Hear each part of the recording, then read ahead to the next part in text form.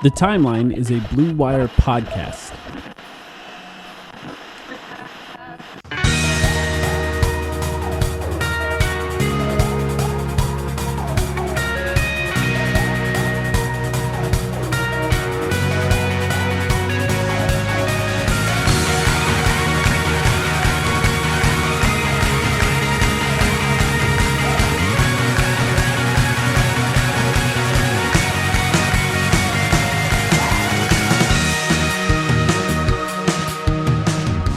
Welcome to the Timeline of Phoenix Suns podcast. My name is Mike, here as always with Sam. Sam, how you doing? I am doing great. Suns basketball is back. Yeah. We got to watch a game today. Sort of. What do you mean? I mean, preseason. It was Suns basketball. We saw the starters. We still don't know who that fifth starter is going to be, but at least today was Josh Okogie, and we got to watch a thrilling overtime preseason basketball game. I had a lot of fun, personally. Yeah, leading scorer Grayson Allen in this preseason game. It was very fun. And this week we're doing what is our annual Over-Unders podcast. That means joining us, as always, is our friend and our lawyer, Max McCauley. Max, how you doing? I am doing excellently, thank you. I'm excited for the annual tradition. I'm also excited to talk a little bit preseason because that was actually a really fun game. I think the Suns showed up for it, so it'll be excited to break it down a little bit. It wasn't like Adelaide 36ers, huh? No. It did feel like it was going to get there for a minute, though. Max, are you a Grayson Allen guy? Can we get that on the record? I mean, I am now. Right. I didn't really have much of an opinion on him before this, honestly. I mean, I knew he had the dirty play history. I didn't like him at Duke because who likes anybody at Duke? Yeah. But I was really willing to give him a chance because his stats are actually really good. He's actually a pretty good player. And he didn't do anything to dispel that notion today. He was awesome. He was arguably the best player the Suns played today. I wonder if young people know that everyone used to hate JJ Redick. It's a good point. Like, he's so popular now. He talks about it. His podcast clips. He talks about it frequently enough on the podcast that they should. Yeah, people really hated him. People really hated him. Maybe he'll have that kind of arc. It's like that Tim Robinson sketch where it's like, by the way, I used to be a fucking asshole. Like, that's kind of JJ on his pod saying it pretty frequently. Yeah. Max, we'll start with you. What stood out in this preseason game to you? Obviously, we know the minute situation. The Stars played 13 to 15 minutes each. But what stood out for you? I think the biggest thing to me was the cohesiveness right off the bat. Obviously this team is stacked completely offensively. But the way the ball was moving around, the way the Stars were sharing it, it was really impressive for the first action these guys played together against another team. It was awesome to see. What about you, Sam? Pace. Yeah. Four letters, P-A-C-E. Oh my goodness. It is like night and day not having Chris Paul run the show in some positive ways and in some negative ways as well. I think they had 18 turnovers or something like that in this game. So, there was stuff that we're going to struggle with in terms of getting into an efficient half-court offense. But on the other hand, just the pace that they played with was absurd. They scored, 46 points in the first quarter? Mm-hmm. And part of that was just not missing shots. But seriously, there was one play early on in the first quarter where, Suns were already up by a decent amount, but I think the Pistons had cut it at this point to 7 or 8 points. And off of a make where it felt like the Pistons were really back in the game, the Suns just chuck it down to Kevin Durant, who's past half court, and he gets an and one in 3 seconds. And I'm thinking to myself, oh yeah, we're really doing this. Every single person is bought in. Even the 35, 36-year-old guy who's in his 17th season or whatever is all in on this. And it's, I don't know. They need to continue to commit to it, but it looked awesome in game one. Yeah, and I thought I don't have the shot chart or really in-depth stats or anything in front of me, but it seems like because of the pace, they're gonna really get to the rim a lot more as well. That's something the Suns didn't do in the last few years, and obviously switching out Bradley Beal for Chris Paul is going to have a pretty major effect on that, considering Chris Paul doesn't shoot at the rim anymore. But also, I think transition is going to have a really big effect on that. We're going to see mid-range shots from Devin Booker, Bradley Beal, Kevin Durant a lot throughout the season, but the ideal scenario is everyone else shoots layups or threes besides that. And if we could see that over the course of a season, I think we could see potentially the best offense, one of the best offenses in the history of the NBA. I think they have that kind of potential, but definitely one of the best offenses, of course, of the season in next season. The other thing to me that stood out was just watching Bradley Beal. It's like a whole new experience. We have a little bit of familiarity of Kevin Durant on the Suns, but also every NBA fan has been watching Kevin Durant for a very long time, so we're pretty familiar with his game. But Bradley Beal has been good for a really long time, but has been on teams that I don't think a lot of people were watching throughout his time on the Wizards. But what did you think of Bradley Beal, Max? Yeah, I was gonna say that the second possession of the game, I think on offense for the Suns, I think the Detroit made a layup, and then in semi-transition, Beal just comes down and sort of works his way into the middle lane, just pulls up and nails a mid-ranger, and the feeling I kind of had was just like, oh wow, Bradley Beal's on our team. And it really just got the whole reaction to that trade was so bizarre. I think it was mostly driven by his admittedly bad contract.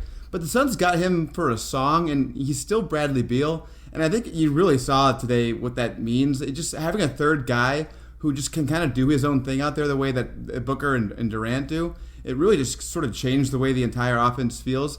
And you got into the point about actually attacking the rim, something the Suns have been dreadful at for as long as I can remember. He's going to really help that. I think he shot free throws in the first possession of the game. And the other guy is also Eric Gordon. It's going to help that a lot. I think those two guys are just going to put a lot of pressure on the rim. It's really going to be a facet to the Suns' offense they just haven't had. The Gordon rim pressure was really clear as well. And I mean, it's game one of preseason. Like, the officiating was kind of weird in this one, so I don't know what to make of it. Nurkic, we don't have to talk extensively about him, or I don't know if you want to, Mike, but he got into early foul trouble despite only playing 13 minutes. It seems like they knew how many minutes they were playing and played they knew. Look, there were a lot of ticky-tack calls in this game, to be frank, a lot of whistles blown. But that being said, when was the last time the Suns had 38 free throw attempts in a regular season game? Seriously. It just didn't happen. And the combination, to Max's point, the combination of Beal and Gordon, not that they were all of that, certainly by no means were they all of that. In fact, Drew Eubanks here, actually, I see him with 9 free throw attempts on the board in 17 minutes. But their rim pressure consistently is really going to help. Yeah, and Saban Lee just gets fouled.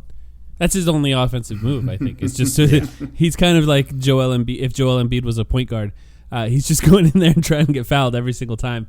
But yeah, I the other thing I think that stood out to me is, we just got so used to so much of the offense revolving around half-court assists, and it's just not. I think it's just not going to look like that. Chris Paul was so much of an identity to every team that he's on, but including the Suns, in that you kind of play the way he likes to play, even when he's not necessarily on the ball. That means a little bit slower, a little bit more methodical. And in this case, just throwing it down and having 3 guys that can create for themselves in transition, I think just means maybe potentially less assists overall. They still had 27, by the way, as a team, but nobody with more than 4. And of course, that's minutes related, but I'm interested to see what. I mean, I'm doing the over-unders, so of course I'm thinking about this as I'm watching the game, what the assist totals are going to be for these guys. And the one thing I'll say is I'm glad we almost did this episode. We almost contacted you last week, Max, to do this episode. I'm actually glad that I got to see just how fast they were playing in this game before I started setting the lines, because I'm like, well, 3 stars, the ball, how much are they going to be able to shoot? And then see the pace of the game, and it's like, they might just get more shots than they got last year, each one of these guys, if they continue to play at that pace. And, it's just interesting because there's no point guards, really, that played today except Saban Lee. And, we just watched a game with no point guards where they had 46 points in the first quarter. It's just a whole different experience, especially for Suns fans that lived through so many great point guards over the years. Let's get to the over-unders, and we'll talk more, of course, about what we saw, but more than anything else, this is one of those episodes that we do before the season starts that helps us to, at the end of the season, to look back and remember what our expectations are, because things change so drastically and so dramatically over the course of the seasons, sometimes in a slower way than you realize, that when we look back after the season ends, we're like, wow, what were we thinking when we said some of these things that we said? But for those who have never heard one of these episodes, what we do is I create fake over-unders. Some of them are real. Well, actually, only one of them's real this year, but sometimes they're actually from some sports books. And then we all pick what we think over or under for these numbers that I made. And then people who are listening are capable of filling out a form as well. And then at the end of the season, we will take a look at these over-unders and see who was the most accurate most of the time, as we talked about before we started recording, just based on luck alone. And then we'll see who did the best. So if you're listening to this now, check out the link in the description of the podcast or check my Twitter, and it'll be there as well. You guys ready? Can I ask, is the real one, first of all, yes, I am ready. Is the real one Kevin Pelton's win projection? Statistical model 41.5 or something? Has the Suns at 42 wins? Is that what we're betting on for the win number? The real one is the wins one, and I took that from FanDuel, and I'll explain what that is, because we do that last. I'm gonna guess it's a little higher than that, but it's significantly. It's actually kind of a hard number. I'm interested to see what you guys are going to say. But let's start with Nurkic. Actually, he's the newest. The newest starter to join the team at the very least for now, and I have a couple for him. But let's start with the very first one. I think it's an easy one that we had to talk about, and that is assists per game for Jusuf Nurkic. And last year, he averaged 2.9 assists per game in the games that he played in Portland. And he does handle the ball quite a bit for that team. Lots of handoffs, which is another way that you can get some easy assists as a center. So I only set the number at 3.5 assists per game. Now, before you jump at the over on that, not to say that you should or shouldn't, but there were only 5 centers in the NBA who averaged more than 3.5 assists per game. Between the two of you, I think you could probably guess who those 5 centers are. Would you like to give that a try? I should just trade off, and I get Sure. go first, and I go Jokic. Yeah, you get the easy one. Sam, there's another obvious easy one here. Sabonis? Well, Sabonis, yes, that's right. Did Embiid handle enough to do that?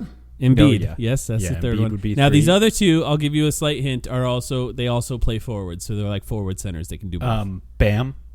No. He What? was not on Really? this list. Yeah, when He I did looked not it get up 3.5 last year. No, he did not. He must have been right Anthony below Davis? that. No. It's a little hard. I'll give another hint. There's one. Yes, Karl Anthony Towns is one. Okay. And this last one, I'll give a hint that Sam should get the last one. Why it's should your I guy, get the Sam. last one? Apparently it's your guy. Yeah, it's your guy, Sam. Who is my guy? Well, Oh, is it Julius Randle? it's Julius Randle. That's right. Okay, I'm not thinking about Julius Randle in like a center. He's not a center in my mind. Environment. I just Okay. what I did is I went to NBA.com. I filtered by centers, and then I, of course, Sure. did the most assists per game and looked at the list. So can Nurkic be essentially in the top 6 of centers in assists per game next year playing with this team? Keep in mind, he had 3 in the first half of this game, and that was the most of the starters, tied with, I think, Bradley Beal. And yeah, I do think this team is going to do a lot of handoffs. So I think he'll have a lot of easy ones. And then, of course, he can do a lot of other types of passes. So the question is that enough to get over 3.5? Max, you're a guest. I'll let you go first on this one. I'm of two minds on this one because seeing the pace today, I feel like everyone's going to average that many assists. But at the same time, I kind of feel like he's not going to play as much as some people might think. I think they're going to go a lot of small lineups. And I think he played 26 minutes per game. I'm going off memory here last season. Yeah, so he didn't even play that much last season either. Yeah. So keep that in mind for this. I think that's probably pretty comparable to what he'll play here. I doubt he's a 30-plus minute per game center at this point. Ayton wasn't even that, really. I'm going to go under just because I expect to be doing overs a lot in this podcast. All right. Sam? I'll just congratulate you, first of all, because I think this is a really good line to start us off. I am torn, legitimately torn, but I'm also going to go under because I think as much as the guards are going to benefit from the dribble handoff style stuff, it was kind of interesting in this game, actually. One of my takeaways was that, and I wouldn't necessarily expect them to have gotten this all together after like 3 days of training camp, but one of my takeaways was both Nurkic and Eubanks were initiating a little bit of offense from the top of the key. It was clear that like there were going to be a lot of dribble handoffs. But a lot of the passing versatility that I think Vogel specifically like singled Nurkic out in press conferences and was like, we're excited about his ability to create out of the high post, out of the low post. We didn't see any of that yet. It's only one half. I expect to see it at some point this preseason. But I just still think there's only so many assists to go around on this team, and I think I'm going to go slightly under. Yeah. Yeah. I watching this game in particular, if I just went off the eye test alone, I would say, man, I remember one Nurkic assist, which was the pass to a Kevin Durant cut, a nice pass, and Kevin Durant got an and one at the rim, and I don't remember any others, and that's because when you're playing as fast as you do, it's rare that the assists are going to come from centers. So many of those assists are going to have to come in the half court. This team is so much better than that Portland team. It's true. So I'm just going to say the over, and maybe that's a little bit strategic since you both went under, and I'm trying not to do that because that often gets me in trouble. But I'm going to do it right away, right off the bat here, and give it an over and say he can get a little bit more than half of an assist more than last year, just from the combination of the shooting and playing with three amazing players off of handoffs. And what you talked about the offense, too, I noticed as well a lot of like Iverson cut style plays in this game where he was just setting that cross screen, kind of like an elbow play, but a little faster. And that means that he is not necessarily touching the ball. And the other thing, too, is I talked to you about this in the last episode, Sam. He's not really a roll man. He can roll in pick and rolls. But if he's rolling, it's almost like the last resort in some ways. It's not like DeAndre Ayton or even Eubanks. So the assists will come if they trap in pick and rolls, but outside of that, I don't think he's going to get a ton that way. So I'm almost talking myself out of it, but I'm still going to say over on this one. To your point, let's just remember assists are kind of a bullshit stat. Obviously, they're not. They do have value. They do impact the game, but specifically with big men, it is pretty easy to game assists just through like handoffs and stuff that shouldn't really count. We don't think of them in the traditional way that we think of guard assists, but you'll see a center who kind of gets his way to 5 or 6 assists through just a lot of dribble handoffs and a lot of really can he get one more handoff assists every other game? Right. And that gets him almost to 3.5. And it feels like maybe he probably could. That's why I'm really on the fence with this one, but I'm still going under. Okay, well, another Nurkic one to start off. He shot 2.5 3-pointers a game last season, and I just set the number right at that, 2.5. Do you think he will shoot more 3-pointers per game this season than he did last year with the Portland Trailblazers, or do you think he will shoot less? And Sam, I'll start with you, so Max has a chance to think about it too. Well, he didn't take any today, but I'm trying not to let 13 minutes of preseason basketball. This is the problem almost with us doing this 2 hours after we watched. Yep. After there being no Suns basketball for months, right? I'm going to wish cast here because I really think it would be A, impactful, and B, hilarious if Nurkic just took 6 3-point attempts per game this season. So I'm just going to say he eclipses that, even if it's just slightly, and go with the over.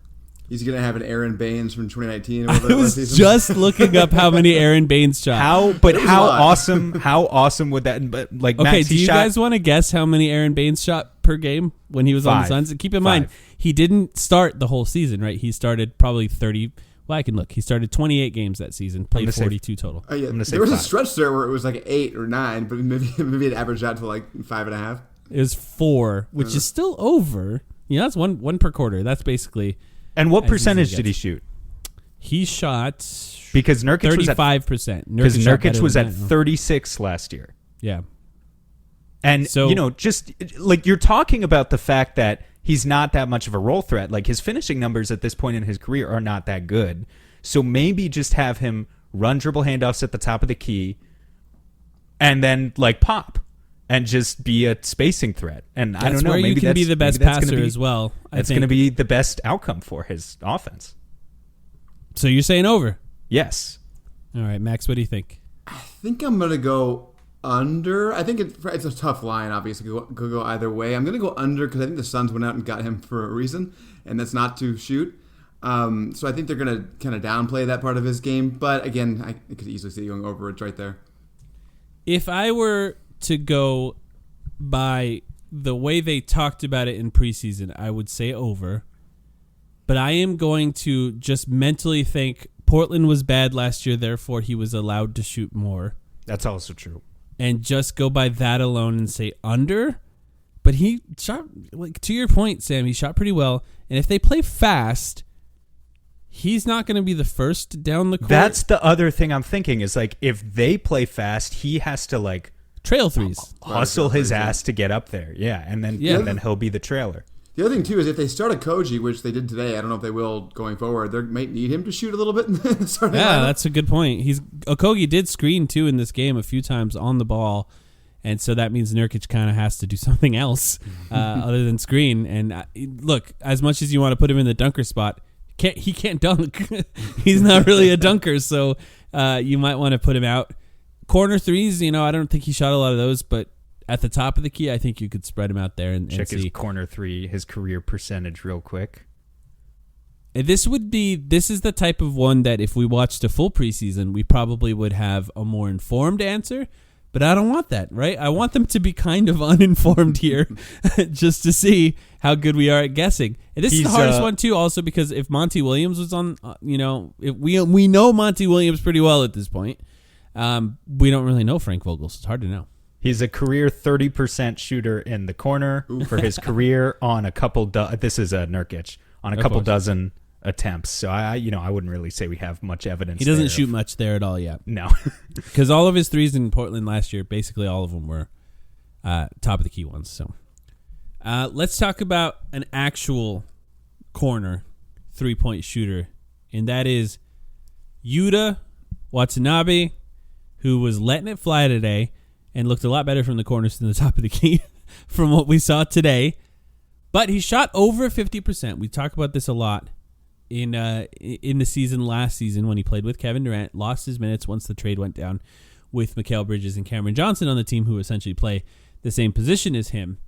Now, he didn't play a lot last year. This is the thing with Yuta that we talk about on the podcast a lot, is he didn't play a lot. So the question for him is, how scalable is his offense? How scalable is it when he's a little more tired? And how good can he be with... I think based on what we saw today, he's going to have a much, much bigger role on the Suns than he had on the Nets. Now, I don't want to base that just on today. I think that's just based on the roster alone. I just think he's going to be a guy who plays a lot of minutes for the Suns, especially compared to the Nets last year, who were just flush with forwards.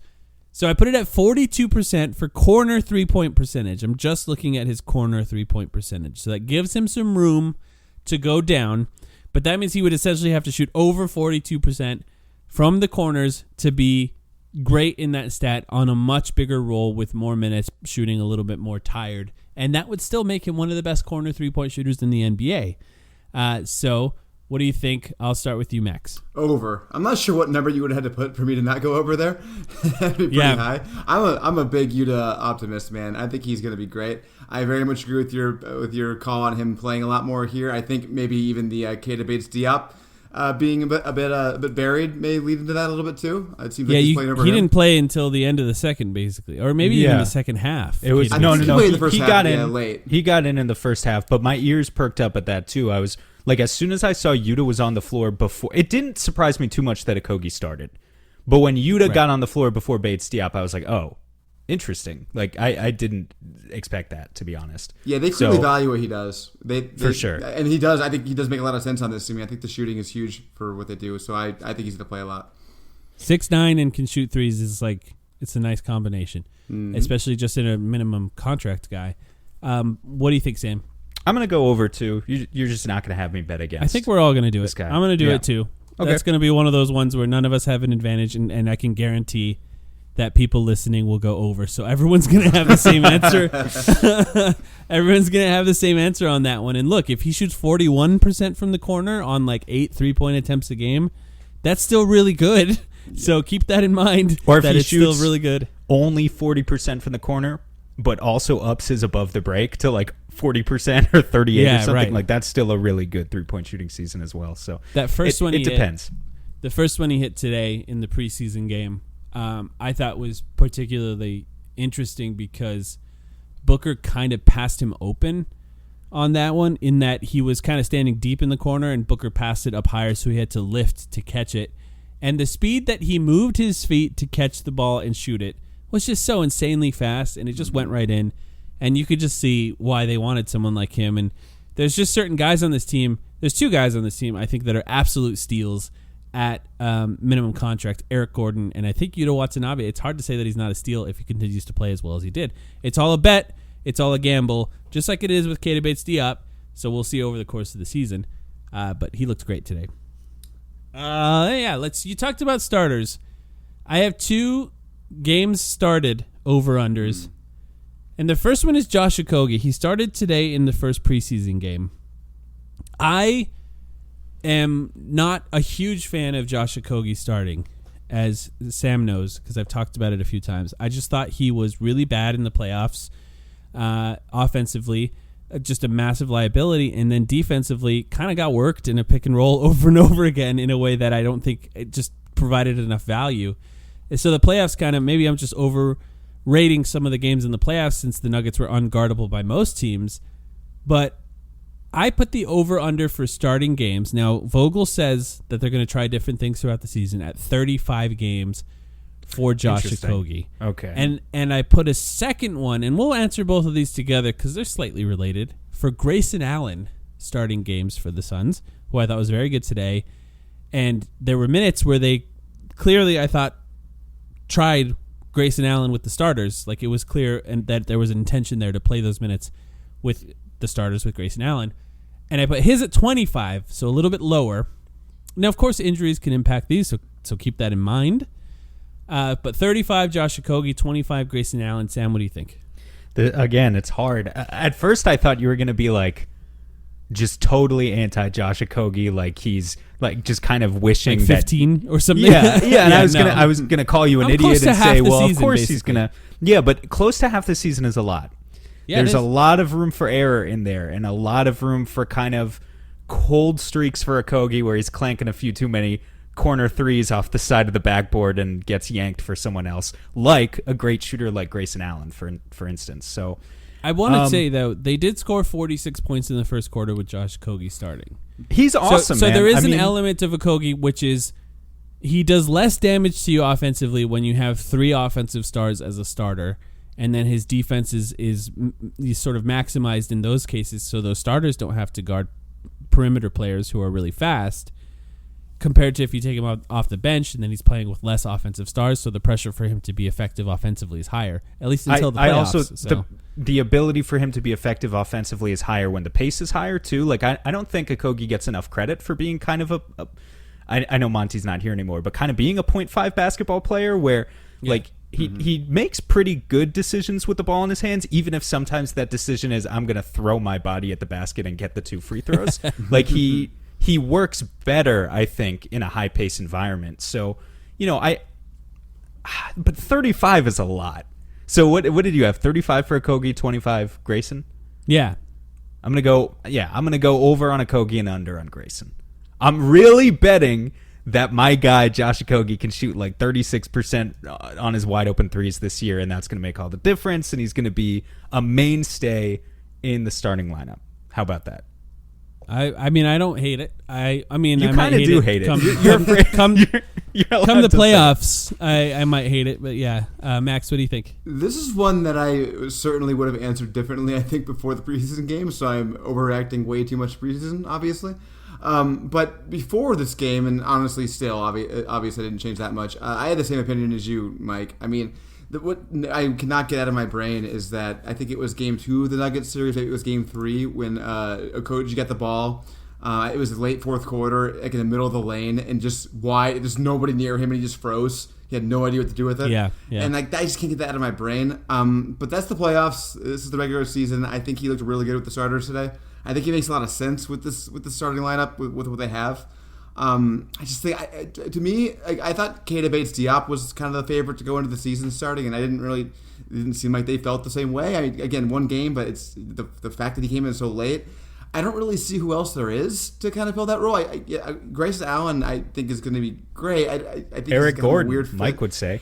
Yeah. Even Eric Gordon, I mean, defensively, I think it's going to be a challenge. Depends on who they're playing against, obviously. Yeah, but that offense. I know the offense would be nuts. I think I'm going to go over just because I think he makes a lot of sense as the starter. I don't know who else they'll use there, really, in that role. I mean, I guess, yeah, maybe Eric Gordon, maybe Grayson Allen. And I'm going to go over with Grayson Allen, too. And the reason I'm going to do that is I think there's going to be a fair amount of games where Bradley Beal and or Devin Booker don't play. And I think Grayson Allen I will be agree. the first guy Okay. in then. That's a great point. You thought about the thing that I was hoping to keep a secret until I went, but yes. Is that what you do, Mike? You just come up with these lines, stuff like your secret I have more takes? time. I have the not so secret advantage of I've been thinking about these for 4.5 hours before you guys come on the podcast. Well, that might be a disadvantage for me as well. We basically get 15 seconds. You guys get 15 seconds to guess, and then I hold you to it for an entire year. I don't care. I'm locking in my answer, even though I didn't think about that, and it's a great point for Max and you, I guess, Mike. But I'm locking in my answer, and I'm using that to pray that Booker and Beal will not really miss games this year. Love it. Hope you're right, Sam. That would be great.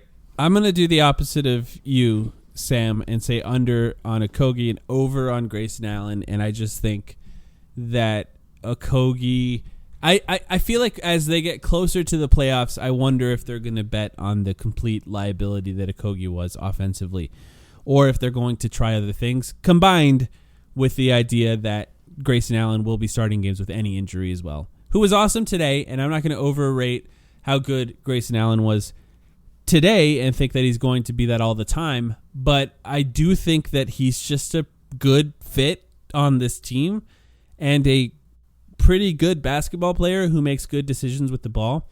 And the other thing too is being capable of being a shooter, but also capable of attacking closeouts with the starters. People are going to be scrambling all over with the Suns, the way they play offense, and then him just catching the ball and being able to make decisions driving towards the basket. It's just going to be really valuable. So regardless of if he starts or whatever it's going to be, it's kind of like Eric Gordon, where he's clearly going to play a big role on this team either way. And look, we talk about the Ayton trade. Everyone just compares Nurkic to DeAndre Ayton, and their analysis often ends at that point. But for the Suns, it's not that. It also includes Grayson Allen, who, at least by my estimation, is good enough to start on this team if they wanted him to. And that's pretty good if you want to judge it based on those two things. But yeah, do you guys have any other thoughts on Grayson Allen today, or just in general as far as what he's going to be for this team? I thought he was just really good today. No, I guess the only thing I'll say about him is I think that we can be pretty sure about him. Just looking again at his stats for the past 2 years, he's been above average true shooting like every year of his career except for as a rookie. Yeah. He's just good. I mean, I don't think he's always, like you said, he's not always going to be as good as he was today, but he really knows how to play. He'll fill the holes. I think he's one of those gap filler guys out there. I think also, I guess the last thing I'll say about him is I think he's a little bit miscast in Milwaukee because Milwaukee's offense is just kind of junk half the time. I think he's going to be a lot better on this offense with the 3-star. I think he's going to thrive with this team. Any thoughts, Sam? I mean, he was awesome. I think his teammates will embrace him pretty fast too, and the fans, for that matter. Whether we like it or not, we're gonna be defending him through whatever sludge. Yeah, he just don't trip himself anybody, into. Grayson. Just don't trip anybody. I mean, it's not on purpose. Yeah, Nurkic got called for a trip today that was clearly a ridiculous foul. But yeah, I think fans tend to like us against the world type players as well. So I think from the perspective of fans enjoying him, I almost feel like the fact that everyone else hates him almost adds to that. It feels like there's a very mild storyline for the Suns this year is who wins the Marley Hustle Award because who won it last year? Okogie, right? Definitely. I think so. Yeah. And very deserving of it. But I was just thinking, like during the game today, how he has some serious competition between Grayson Allen and I think Watanabe. You can throw in there too. Maybe Bates Diop if he kind of wedges himself into that conversation. Maybe or Eubanks, give him credit. Eubanks as well. Like there's some hustlers in this team.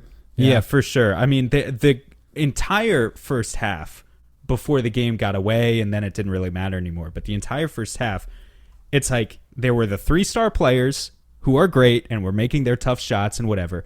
But everyone else, and the star players too to an extent, but especially everyone else, was just in hyperdrive mode. Like the pace that they were playing at and the hustle that they were playing with on defense, they were entirely locked into that state of mind. And it's just the first half of preseason game number 1. But yeah, if it continues, it's exactly the type of chemistry you want to see.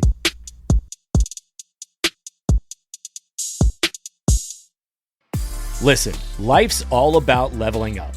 Whether you're handling business on the field or kicking it in your zone, you like to celebrate with cigars that match the moment. That's why you should link up with Famous Cigars to bring you a wild deal. Right now, you can grab 8 premium cigars for just $8. You heard that right. 8 top-rated cigars at $1 a stick. Top quality brands like Oliva, Romeo y Julieta, and Davidoff. Handpicked just for you and worth over $80. Hit up famouscigars.com/cam and lock in this exclusive deal. While you're there, check out their insane selection of premium cigars, all shipped fresh and fast from their massive 20,000 square foot humidor. That's half a football field. Famous Cigars has been in the game since 1939 and still family owned. So celebrate every win with the folks at Famous. 8 cigars for $8. famouscigars.com/cam.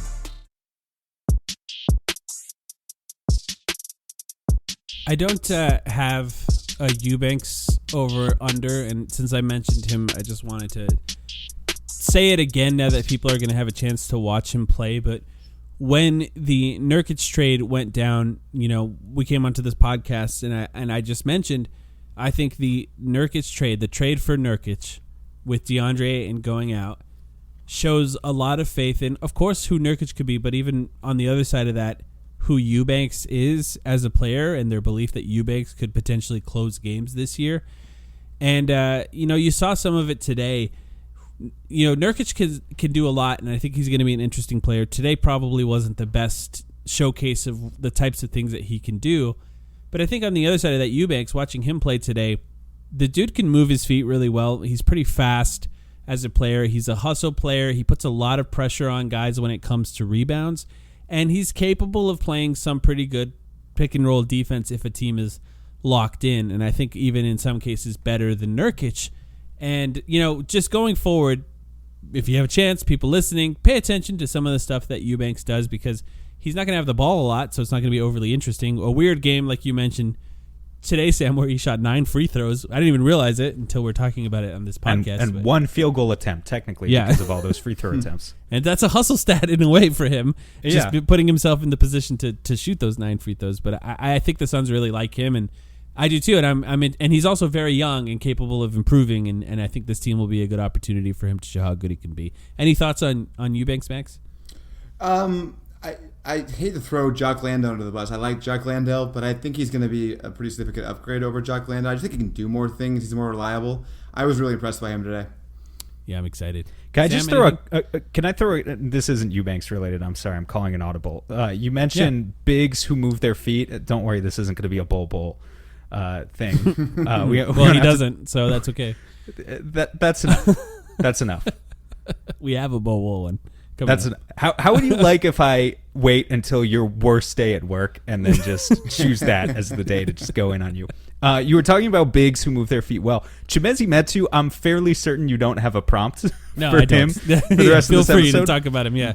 Just a really quick shout out to Chimezie Metu, who played 19 minutes in this game and scored 14 points, was a minus 16, but hey, Yeah, but he was playing with can't have it all. Two-way guards and the anchor that is Bol. Yeah, he was playing with some really bad players. And so because Bol was in the game, Chimezie Metu is a power forward, but he's traditionally a power forward / center. And, moves really well for a guy of his size. I was kind of just taken a little bit aback by my first in-depth look at Chimezie Metu today. If you wanted to throw out like an over-under post shimmies from Chimezie Metu, I wouldn't mind, but I get it if you didn't. The shot looks good too. Like I knew he shot it a little bit, but it looked good today.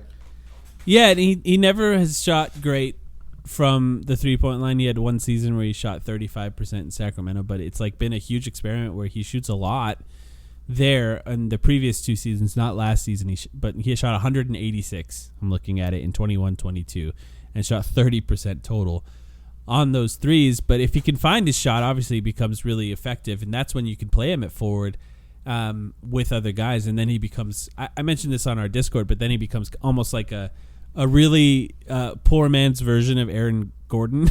And you can kind of see if you want to play 2 bigs on this team, that's probably the guy that is capable of playing. Unless Bol can improve, that's probably the guy that can play with another big, assuming the shot is there.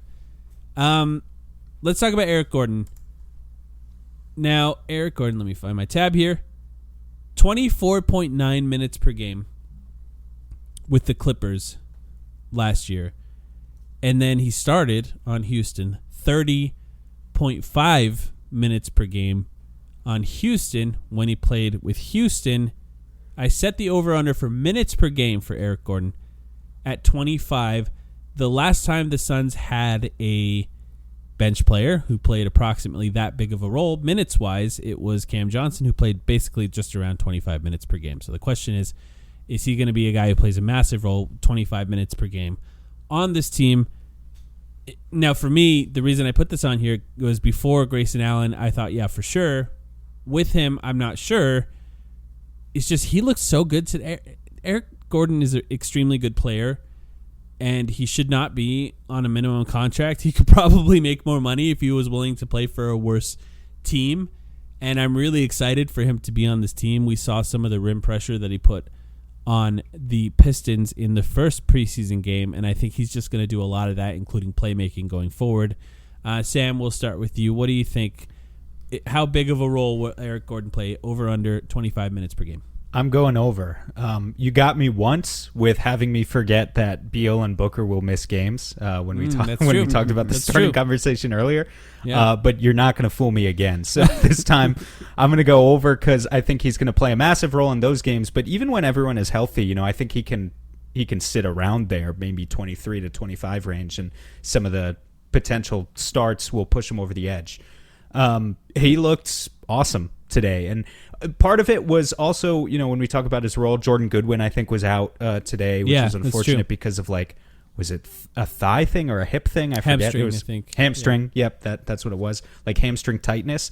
So we didn't really get a chance to see, for instance, I thought maybe some of those bench units would have looked a little bit less disastrous if Jordan Goodwin was out there, or that could have just been, that could be naive on my part too. But Eric Gordon was really forced to be the de facto backup point guard today in a way that I'm not sure he always will be. But maybe he could be. I could also see him basically just shoving Goodwin out of the rotation entirely. And then we get a situation where the only guards who receive minutes off the bench are Gordon and Grayson Allen. And that's it. In which case, I could definitely see him getting over Grayson 25. ran a lot of pick and rolls today in a way where, I talked about how I think the Suns need to have a new backup point guard at some point this season, just reliable, just to at least sustain the injuries that they're going to have throughout the season. But watching Grayson Allen essentially play point guard, I realized, we're going to probably see some of that this year. Grayson Allen, in a game where there's injuries, Grayson Allen might even start at point guard at some point this year, whether we like it or not. But okay, so you're saying over on that one, Sam, right? Correct. Okay, Max, what do you think? I wish it were under because I'm going to be nervous the entire time. It's going to be a constant battle with me this entire season, me just being nervous about people getting injured the entire season. But I'm going to go over just because I think, same reason Sam said, I think the injuries. Also, I just think these guys are going to play a lot. I think this is a team that's kind of the mindset that Booker and Beal and Durant are going to have. I think they're just going to play a lot. I think that's fair. If you had to sort of rank all the people who can dribble in this team, obviously you have Devin Booker, you have Bradley Beal, and then you have some sort of combination of Eric Gordon and Kevin Durant probably as the best playmakers, best dribblers on the team. So if you want to talk about who's going to play, I'm going to say under, only because that's what he played on the Clippers, and I could see him having a really similar role, and I think it'll be really close to that number. So I'm just going to guess under. And I also think Grayson Allen is going to take just a little bit of his minutes in that they play kind of a similar role. And so I could see, today, when the starters were playing without Josh Okogie, it was Grayson Allen. And I think before the Grayson Allen trade, that probably would have been Eric Gordon. So I'm just going to guess that. This was for you, Sam. Bowl. Total games played. Yeah. 40. This is regular season only. Yeah. He did 70 last year. I mean, look, so the Magic are not the Suns. Yeah. Let's think about this rationally, right? So where is he in the rotation right now, would we say? He's not in the second unit. Where is he in the third unit, do we think? Based on what we saw today, who would you play? Today doesn't count. We have to think about it more thoroughly. I would put him behind. The question is Metu going to play before him if there's an injury, if Nurkic misses some games? Yeah, I think just based on the limited action that I saw, you do call me a Bol stan, but I can think with my brain at the end of the day. I would rather play Chimezie Metu over Bol, I think. And let's see, Nasir Little is there too. I'm going under. We can just say that right now. Just because I have to say that for Sam. I'm going to go over. I think, because I think the Suns are going to have a lot of blowout wins. How about that? I think he could easily play over 40. I think it's very, very possible. So I think that's 40, fair. he's going to play 41 games and average 5 minutes per game. Yeah, I mean, I was going to say he's like a god level human victory cigar. He's like the best human victory cigar you could have. But this one, if he gets cut, obviously that's going to be decided. We're not talking about if he goes to another team and plays 82 games. We're talking about the Suns, of course. What do you think, Max? I think I'm going to go I'm going to go over slightly. I mean, if he's going to become a defensive player of the year off the bench, he probably has to go over this, I think. That was Kendrick Perkins said that, right? Yes. We didn't talk about that, Sam. I don't know if he said he'd win the defensive player of the year, but he said he'd be a defensive player of the year candidate. I'm sorry, I don't think I saw that. When did Perk say that? About he said it on NBA TV or on ESPN. Jesus. Yeah, Jesus. He not only said he'd be a defensive player of the year candidate. It wasn't like he'd be a starter who usurped Nurkic. It's off the bench. He clarified, off the bench, defensive player of the year candidate. First of all, not a thing in the NBA anymore. Well, first of all, Perk, welcome to Bol Island. Glad to have you, man. We're gonna do big things together. This is who you're associating with, Sam. That's okay. Powerful allies. That's what we're looking for, is powerful allies in the industry. Has there ever been a defensive player of the year candidate off the bench? Somebody looked it up after he said it. It was like 30-something years ago that a player did win. I think Zach Lowe really tried hard to make Matisse Thybulle off the bench a defensive player of the year candidate a few years ago, and yeah, nobody bought into that. Speaking of defense, the Suns' defense as a team, I'm asking where they will be ranked as far as defensive efficiency. And I put the over-under at 12.5. So the question is, will the Suns be a top 12 defense in the NBA in the regular season, this upcoming season? Or will they be in the bottom 18, so 13th or below? Over is over top 12, and then under is below that. And I asked that sort of after I quibbled with that number over and over after this game. I was just like, okay, I'm going to settle on this. And I put it there partially because I believe the Denver Nuggets finished at 13th last year, if I'm not mistaken, and then, of course, won the NBA championship with the 13th ranked defense in the regular season, came into the postseason and played much better defense, but, of course, their offense is what blew people away, which is kind of what the Suns are betting on in a way this year. But they do have Frank Vogel as a coach. No more DeAndre Ayton, no more Mikal Bridges. They're relying on these stars to play pretty significant defense. Max, what do you think? And also, how good do you think the Suns' defense needs to be in order to win a championship next year? You said a really, really good number there, Mike. That's basically perfect. And I don't know, you may have heard the podcast that I don't remember which part, it might have been Zach Lowe or Bill Simmons, where they went through kind of like all of the championship teams in the last couple of decades, like where they were on defense. And it's much more possible to win a championship around 12.5, where you put the number than it is on defense than it is on offense. Usually better than on offense. So I think the Suns are going to be right around there. I think I'm going to go a little bit over. I think they'll be around 10 probably, and maybe get a little better in the playoffs, hopefully. But as you pointed out, Denver was 13th, and they managed to win. So there's a precedent for them. They just have to be one of the best offenses in the league, and the Suns should be one of the best offenses in the league. Yeah, and I think for the Suns, too, playoff offense with three players who could be, assuming healthy, of course, with three players who could just sort of score and create if things get bogged down is really beneficial as far as their ability to overcome. But, yeah, what do you think, Sam? Yeah, they're going to be right around there, probably. Obviously, I would love to say they can live up to their potential and be, a top 6 or top 5 defense, and that would be amazing. But being in around the 10 to 12 range, which is, I'm going to take the over too, for the record. Yeah. Being in the around 10 to 12 is like what they need to be. If we're assuming that they're going to be a top 5 offense, which I think they easily could be. It's once you slip below like league average, if you're below 15 in the defensive efficiency conversation, you start to get in trouble. And I can really see arguments for and against, like just watching them today. I'm really kind of like gobsmacked by the amount of length that they can stack on the floor at certain points, and how they can read the floor in those situations, and like it leads to more deflections from the wings, like the Watanabes and the Keita Bates Diops, and just how much of a challenge that poses for offenses. On the other hand, there's a couple other things, like one, you've got the Bradley Beal problem. I think he cares about defense, and that's good.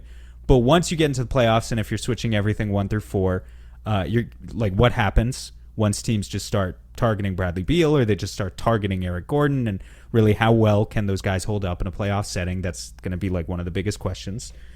And also, transition defense is a big one that we talked about. Like, just handing the ball over on offense an additional 5 or 6 times per game, if that's what the offense is going to look like, because you don't have a Chris Paul figure anymore, is just going to create a lot of easy opportunities on the other end, and is naturally going to diminish your defensive rating a little bit. So I don't know. They were 7th last year, and I really don't feel like they should be that much worse, because I watching the Suns last year, they already didn't feel that stellar on defense. But they did have Mikal Bridges, and I know he was hobbled. They had half a season of Mikal Bridges. They also had a full season of a really kind of bad DeAndre Ayton on defense. I believe that they made up for it. Yeah. They made up for it with good Biyombo defensive numbers from Biyombo and Jock Landale.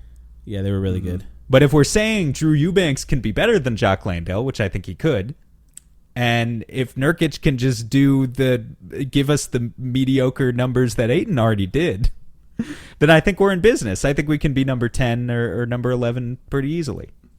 The effort level should be pretty high too, I think. It has to be. Yeah. I thought today, Frank Vogel actually talked about how he was happy with the defensive level. Basically, when the guys who are going to play, when these coaches talk about things, they're talking about the guys who are going to play in the regular season.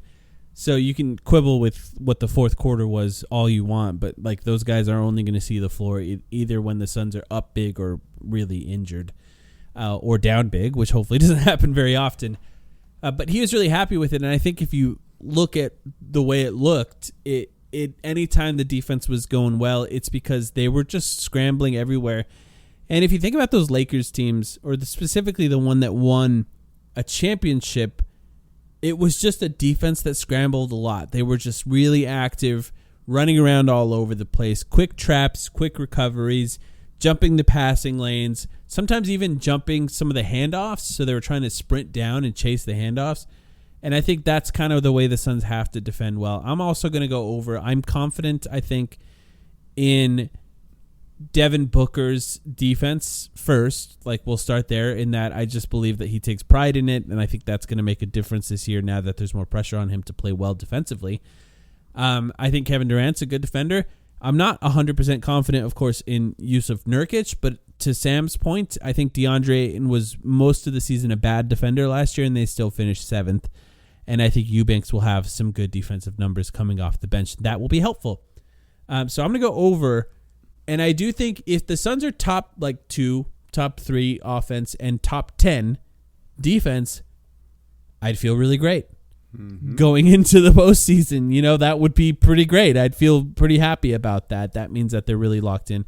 The other thing I think is the point that you made, Max, is if everyone's bought in, sometimes that's all it takes in the NBA to get a top 10 defense, because there's going to be teams that maybe they're bought in at the beginning of the year and things don't go as well, and then things start to snowball and fall apart a little bit, and then maybe even the organization changes what they're thinking about doing, and maybe they're not trying to make the playoffs anymore, and things change, and then those teams start to sink in the standings, in the defensive standings as well.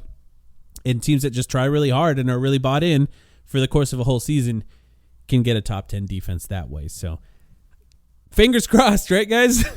This is going to be a really important thing for the team this year, and I think I almost feel bad for Nurkic in a way that the spotlight's going to be on him in a similar way to what it was on DeAndre Ayton when he's not a max player and, was brought in to be a little bit different of a player. But you know what? It is important for Nurkic to be good defensively, so we need it as well. Let's talk about the stars. We got 2 each for Bradley Beal, Kevin Durant, and Devin Booker, and then we got Suns wins, and then we're out of here. This was the hardest part for me, figuring out these numbers.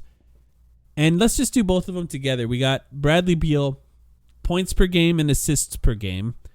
Now, if you look at Bradley Beal's stats for the last few years, the points per game were the same for the last 2 years, but they obviously were higher in previous seasons, including 2 years in a row before that where he averaged over 30 points per game. But the last 2 years, he averaged exactly 23.2 points per game. But he was also the number 1 option on that team for 2 years in a row.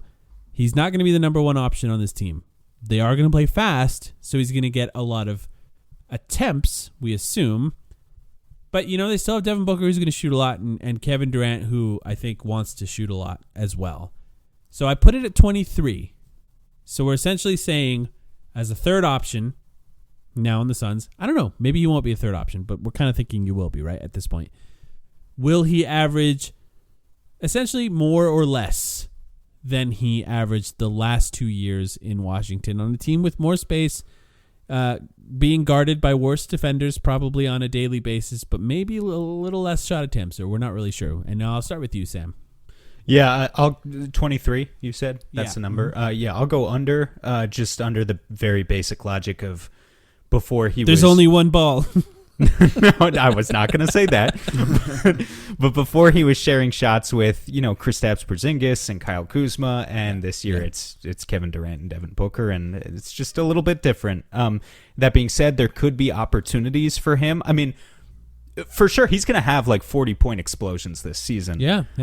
But even on a more regular base, there could be opportunities for him to work in, like definitely as he's going to be the second unit guy. I think like he'll be the one who's probably pulled out first in most first quarters, and like that's when Eric Gordon will come in, or maybe Grayson Allen will come in, and then Beal will return in the second quarter before Booker or KD and get to play with the bench a little bit, and that's when maybe he'll get some opportunities to cook. I don't know for a fact that that's what Vogel's going to do. It just kind of feels like that would be the natural logic.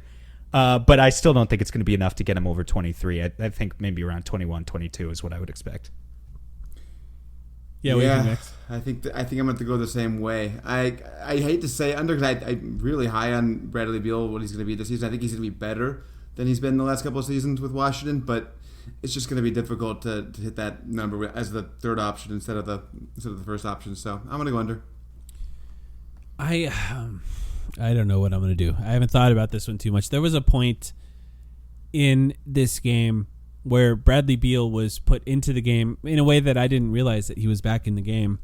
And then the Suns were running on a fast break, and he sprinted to the corner, and somebody hit him right in stride in the corner, and he just popped up like he was on a spring and shot a corner three, falling backwards, and fell onto the ground, and the three just popped in, and it was like, holy shit. Like, this is so new. I'm trying not to, I won't do this throughout the whole season, but we just came off a season with Chris Paul, and it's just so different seeing the guy who was essentially replacing Chris Paul sprint to the corner and immediately shoot a catch and shoot corner three. And like, part of me thinks he's going to get a lot of opportunities because the gravity from Devin Booker and Kevin Durant are going to create them the way that Devin Booker's points per game went up when Kevin Durant joined instead of down. People may have assumed it would have gone down. So from that logic, I think I'm going to say over, and just say that I think that he will just score more than 23 this year. Mm-hmm. So are you saying he's going to go over, like you think he's just going to be more efficient because the shots are easier, or do you think he'll literally take more shots? Well, let's see. I want to look at, I think he'll be more efficient. Okay. But it's really hard for me to envision a universe where he takes more shots is all I'm pushing back. You could be right. So he took 17.6 last year and scored 23 points per game, and that was a low for him. In fact, it was the lowest he's shot since 2016-17, and it was because of the team that they had, Kyle Kuzma, Porzingis, just like you talked about. In the previous season, he took 19.3, also scored 23.2 points per game, a less efficient season for him. But yeah, I don't know. I just feel like if there's scenarios where two stars are in the game, I think he's just going to really benefit from the gravity when he's the second star. When he's sharing the court with Devin Booker, when he's sharing the court with Kevin Durant, he's just going to catch it and go to the basket and score really easily. So I don't know, attempts wise, I'm glad I didn't have to come up with those numbers, what it's going to look like.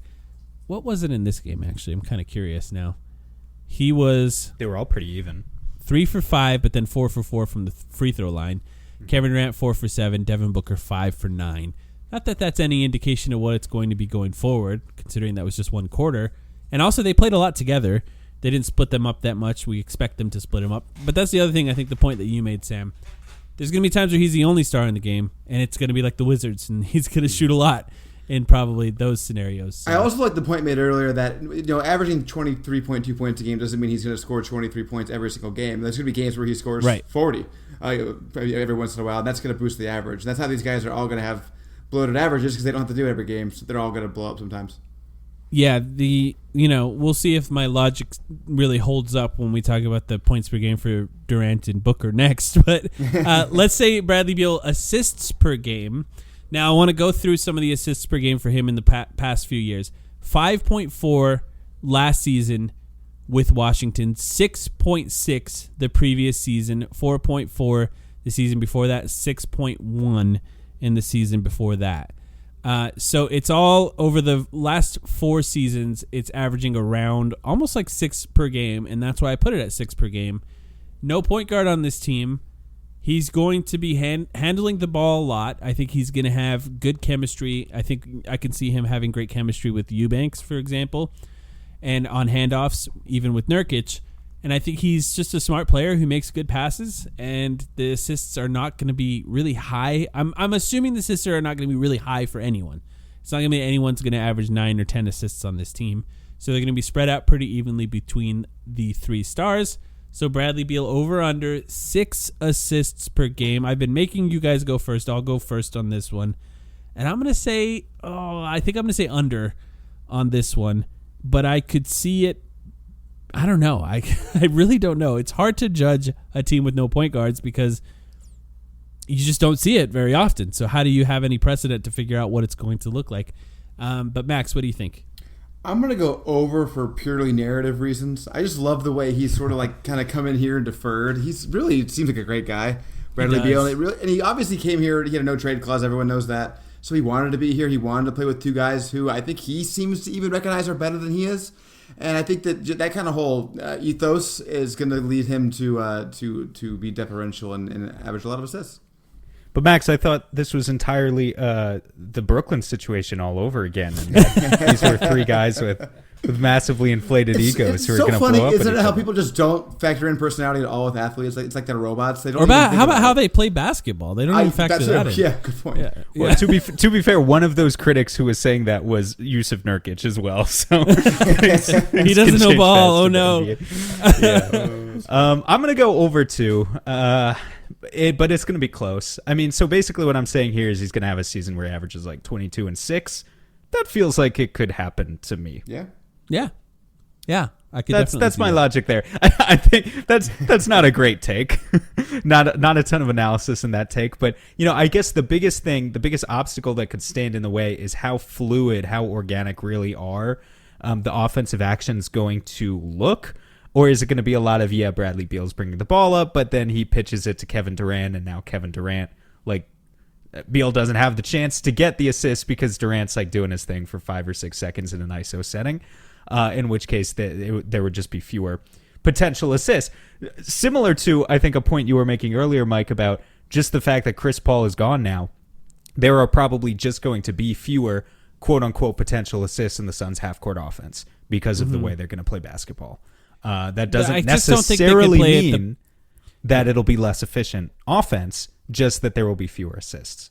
I do think that the pace that we saw today was insane. And there's just no way they can do that every game for a whole season. And there's just going to be scenarios where the offense, especially in the fourth quarter, is going to slow down. And then there's just going to be more traditional style playmaking in those games. And those assists are going to come most likely from Beal and Booker. And that's where they're going to start to rack up some more assists. But even in this game, I think he had a few. Actually, what did he end up with? Yeah, he had 3 assists, and, that's just kind of running it down and passing to a guy as fast as possible. And that's, sometimes you don't even register those as assists as you're watching, but they count, and they're going to rack up a lot of those. Let's talk about Kevin Durant. I'm going to read you his points per game. First of all, last year, he averaged 29.1 points per game at 34 years old. The previous season in Brooklyn, 29.9.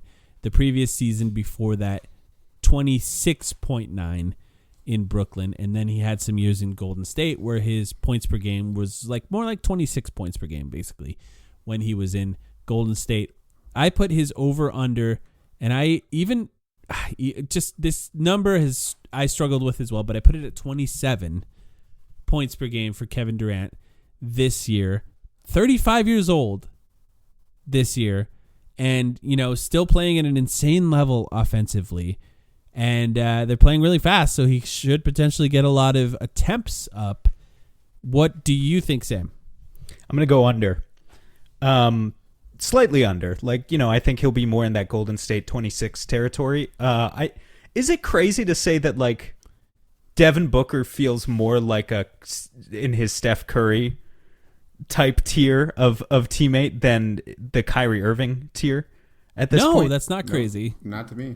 I think as far as the willingness to play the way that he plays, Devin Booker might be the closest to Steph Curry. This is not saying that they play the same way, but I think the willingness to be off the ball and on the ball, and then the type of movement and screens and stuff like that, that type of sacrifice, that is the thing that you want from your leader the most. And from that perspective, Devin Booker mirrors Steph Curry in a lot of ways. And also, I think, in terms of relative quality of player at this point in Kevin Durant's career and Devin Booker's career, they're kind of close now in the way that Steph and KD were. What do you think? I'm also going to go under. I'll just say it now. And I think that he could average 30. And I could just be way wrong. With Kevin Durant. I'll second that, no doubt. It's just, I think in some ways, the way that this offense has to run, I think there's a chance that Kevin Durant kind of might be pushed off the ball a little bit more. But maybe I'm wrong. But what do you think, Max? I'm going to go over. I actually kind of feel that he's the guy who's not going to defer. I think the two guards are going to have to feel sort of the point guard onus on them a little bit. They're the ones who are going to have to kind of get the offense working. Right. I think Durant's going to be more of the finisher, the play finisher. I mean, obviously he'll still pass the ball around, he'll still get guys involved, but I think Durant. I wouldn't shock me if he averaged 30 points a game. Honestly, it wouldn't shock me. I hope this would be fun. That if he kind of had a sort of like an MVP candidate kind of a season, kind of a run, kind of a last sort of thing for him, right at 35 years old. Right. So I'm going to go over with him. I have another one for him. This is mid-range shot percentage, and I put it at 50.5. He had an insane year last year. Essentially, based on every way of identifying this, maybe the best mid-range shooting season ever. What did he shoot? 55 or something? It was 54 or 55. Yeah, I should have put that number on here. So it's way higher than what I put this mid-range number at. But I just think there's just no way, right? There's just no way you can do that again. So I still put it at essentially the highest percentage of any player in the NBA, Mike, which is 50.5. Because if he had 50 over on 50.5, he would still be the best mid-range shooter in the NBA. So yeah, I'm gonna just say over, just because I'm gonna give him the confidence that last season wasn't completely a fluke, and the fact that I don't think he wants to go to the rim the way he has in years past. So he's gonna rely on that mid-range shot the way he did in the past. And I'm just going to give him that confidence that he can still be the best mid-range shooter in the NBA. And I hope he does. But what do you think, Max? I just declared him an MVP candidate, so I'm going to go over. I think that's fair.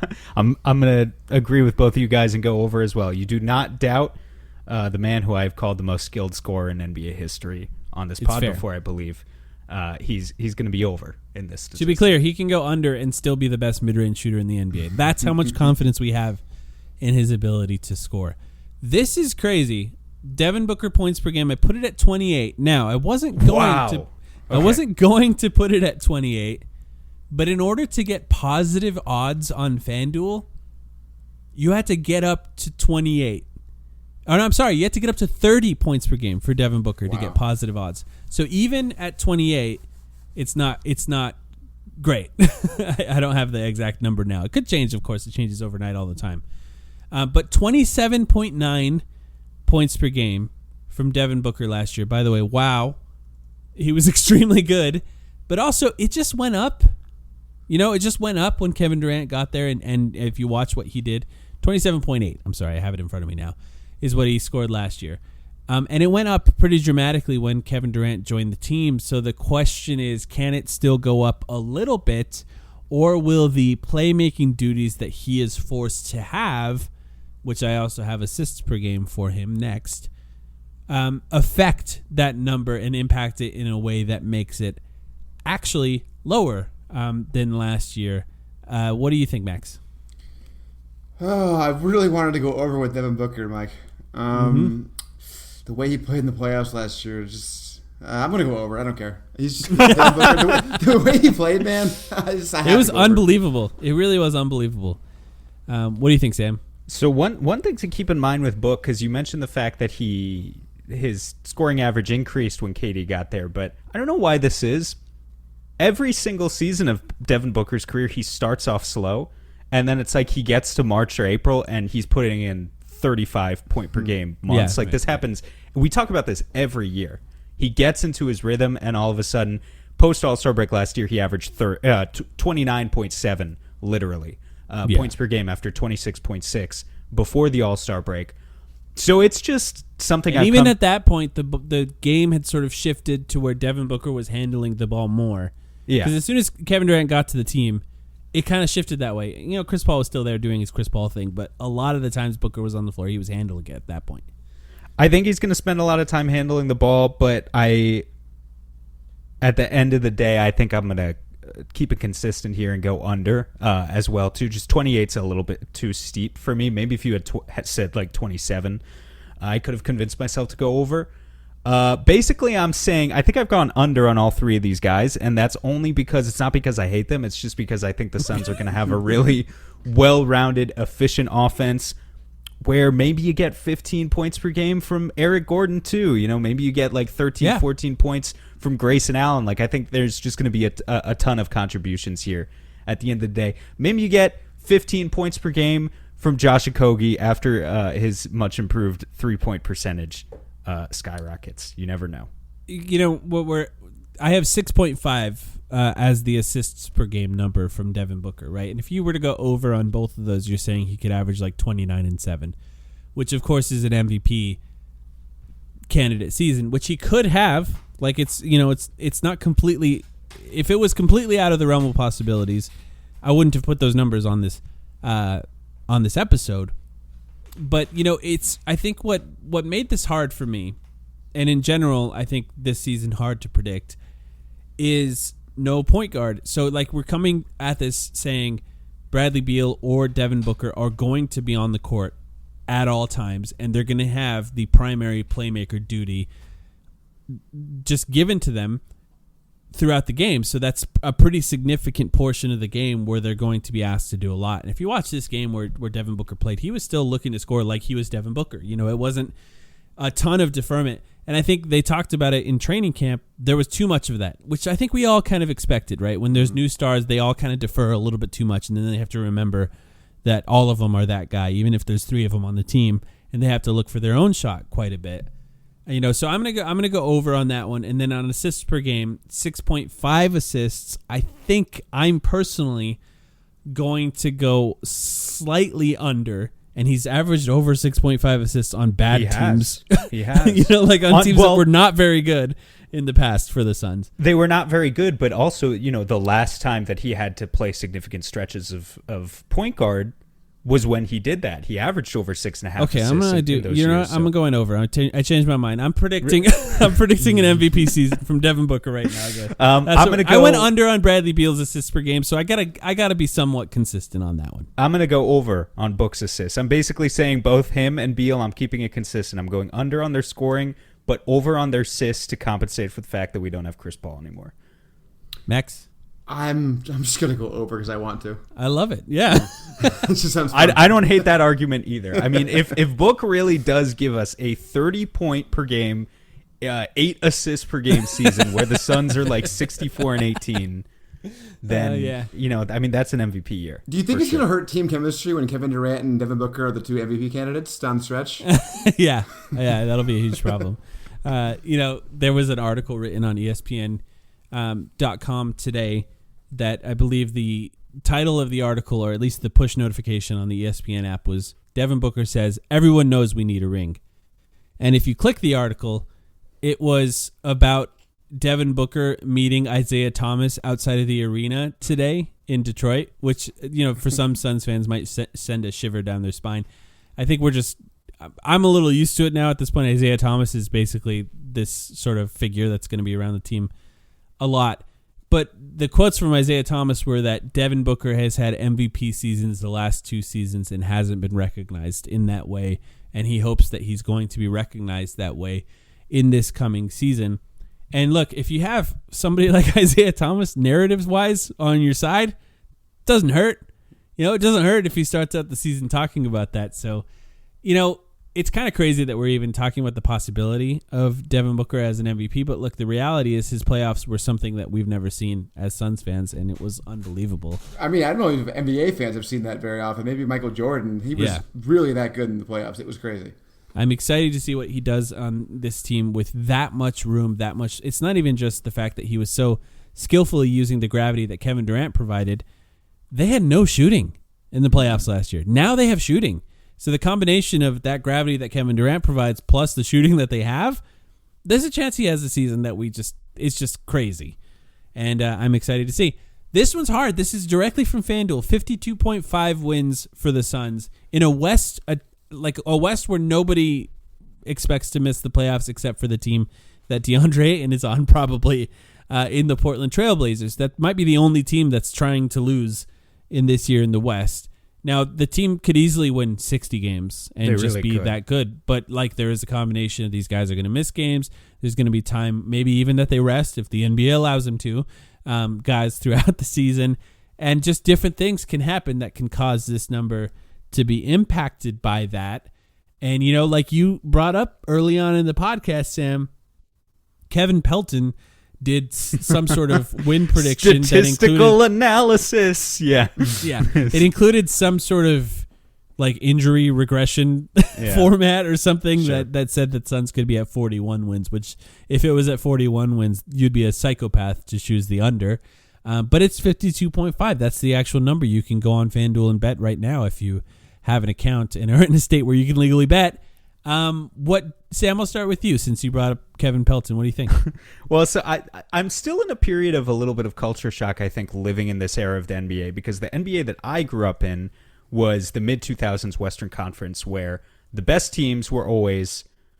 There were a ton of incredible teams, but there were also some garbage teams at the bottom, and what that created was an environment where to be at the top, you really had to win 60 games, and then there were even seasons where, the idea of being a 50 or 51 win team and being the number 1 seed was just absurd. You needed to win 50 games just to make the playoffs. Was the reality the of the Nuggets Western had Conference 53 last year, right? Was that what it was? The Nuggets had 53 last year, and but they were the 1 seed, right? Yeah. I grew up in a Western Conference where multiple times the Suns won 48 games and did not make the playoffs. Yeah. And there were teams. There was one year in particular, I think it was the 08-09 season, where it was I forget which team was the 8th seed. Maybe it was the Thunder, with really young Kevin Durant, really young Russell Westbrook. Yep, that they won 50 games and they were the 8th seed. That was the reality of the NBA. It was insane. And the 1 seed that year was 57 wins. That was a weird year.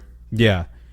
So, but on the other hand, the Western Conference is really competitive, and another thing you always have to remember is how the schedule works against us, especially having to play 4 games against each division opponent, when those division opponents are the Lakers, top 8 team in the West, the Clippers, probably top 8 team in the West, although you never know, the Warriors, top 8 team in the West, and the Kings.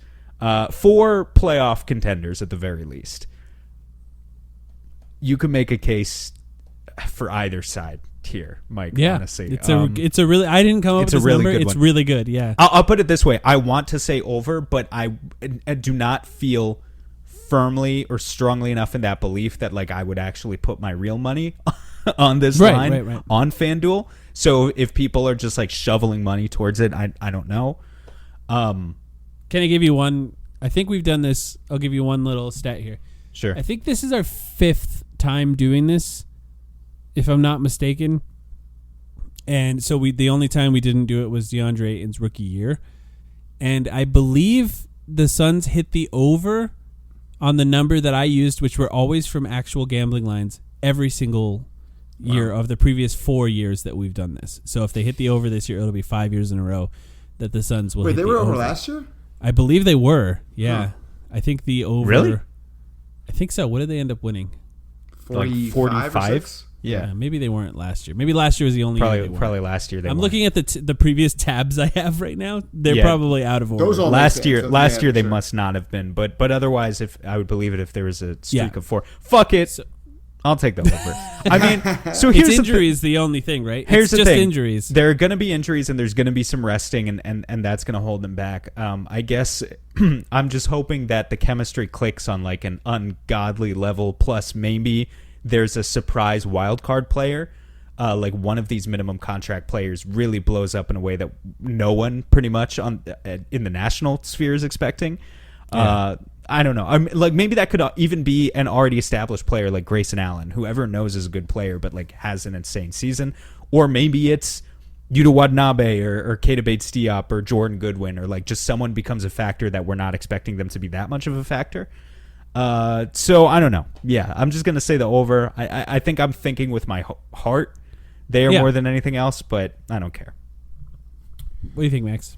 I'm going to go over, and this is related to earlier. I think they're going to play too much. I think they're going to try really hard to win a lot of regular season games this season. This is not going to be a team that takes its foot off the pedal, I don't think, very much. Yeah. Also, I think yes, they are injury prone. We hear that all the time, and it is true. They're also resilient to injury in this way. If they miss a starter or one of their 3 guys, they still have the other 2 guys. They got superstars, 3 exactly. superstars, yeah. And they've really built this roster very well around them, I think. I know it's, again, one preseason game, but I think today was really, really encouraging in that regard. So I think to the extent they have any 2 of those guys and they have the rest of their supporting cast, I think they're going to be better than most teams, most nights. And I also think they're going to absolutely slaughter bad teams. So I'm going to go over.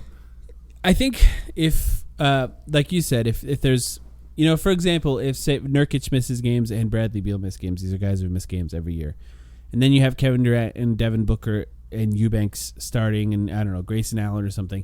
It's just there's a version of these minimum players, role players that, specifically minimum players that are maybe like on the fringes of being in the NBA, and then there's like these are NBA players, they just make minimum deals.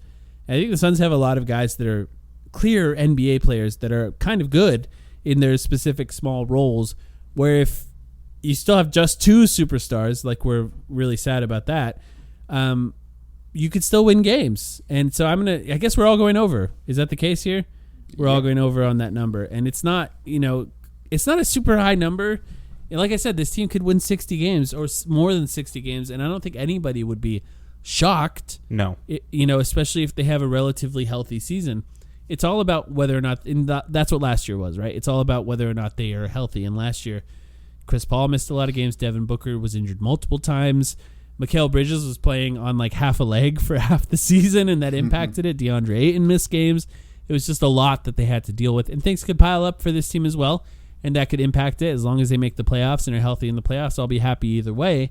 But I could easily see them. The other thing is, we got Nike here now, and Nike's going to want us to win games, and I think Devin Booker is going to want to sell shoes, and I think they're going to be out there trying to win games to help him sell shoes. At least Devin Booker is going to be. It's going to be really important for him to play through it and try to win games. So I'm going to say over 2. I want to be optimistic right now, so I'm going to be. One other thing too, they had to go to the Nuggets and not have home court advantage against them last year. They don't want that to happen this year, I don't think. Yeah. They're going to be looking at them. That's a good point. I personally would be very motivated to not have to be in that situation again. So they need to take the regular season seriously. As long as they have decent health, they can't slack off.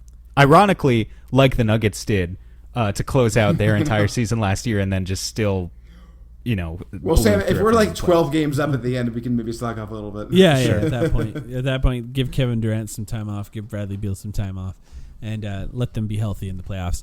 All right, that's it. We did 15. We talked about the preseason games. We got some more preseason games coming up, and the NBA season starts in just a few weeks. I'm pretty excited to see it start. Max, as always, thank you so much for joining us. Is there anything that you want to tell the people about to follow or to check out online? No, I don't think I have anything. Just listen to this podcast. It's the best one. So that's what you should be listening to. And happy Suns, everybody. This will be a fun season. And don't forget, if you're listening, to fill out the form to give us your guesses for these over-unders at the end of the season. We'll tally them all up between me, Sam, Max, and you, the listeners. Also, if you'd like to, go to ethicalhoops.com. Check out our T-shirts we have for sale right now. Those are all brand new, and we enjoy them. And if you'd like to join our Patreon, it's patreon.com/thetimeline. Get an extra podcast every week. We'll talk about the other preseason game before that podcast midweek this week. So thanks, everyone, for listening, and we'll be back very soon.